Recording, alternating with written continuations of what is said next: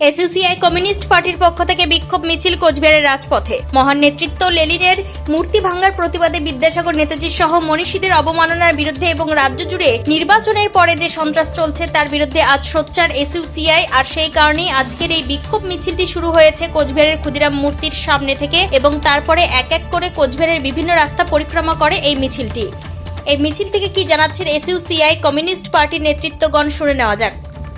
আপনারা দেখেছেন 4 তারিখে নির্বাচনের ফল ঘোষণা হওয়ার পর থেকেই পশ্চিমবাংলার সর্বত্র গ্রামে গঞ্জে লুট করা শুরু হয়েছে। বহু বাড়ি ভাঙচুর করা হয়েছে, বহু বাড়িতে আগুন ধরানো হয়েছে এবং আমরা দেখেছি সংখ্যালঘু সম্প্রদায়ের উপর পরিকল্পিতভাবে আক্রমণ নামিয়ে আনা হয়েছে এবং আপনার গোসানিমারিতে ইতিমধ্যে একজন সংখ্যালঘু সম্প্রদায়ের মানুষকে হত্যা করা হয়েছে। এছাড়াও আমরা দেখেছি যে নির্বিচারে আক্রমণ করতে দেওয়া হয়েছে। একদিকে বিজেপির নেতারা টিভিতে ভালো ভালো কথা বলেছেন, অন্যদিকে প্রশাসনকে ব্যবহার করে তারা যেটা করেছেন এই দলগাহীন সন্ত্রাস সংগঠিত করতে তারা সাহায্য করেছেন।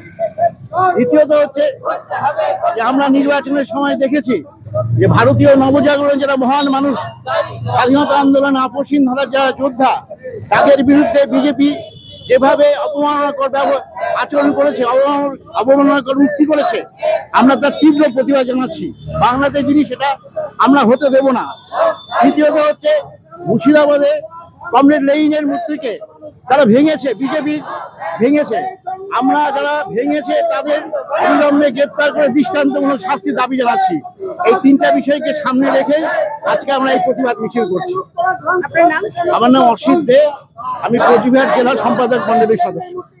কোচবিহার থেকে প্রিয়া সাহার রিপোর্ট, টাইমস 14 বাংলা।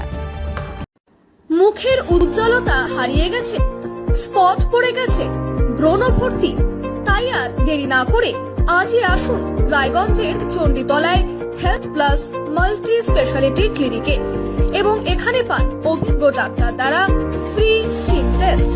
আরো বিস্তারিত জানতে যোগাযোগ করুন 9674895169 এই নম্বরে।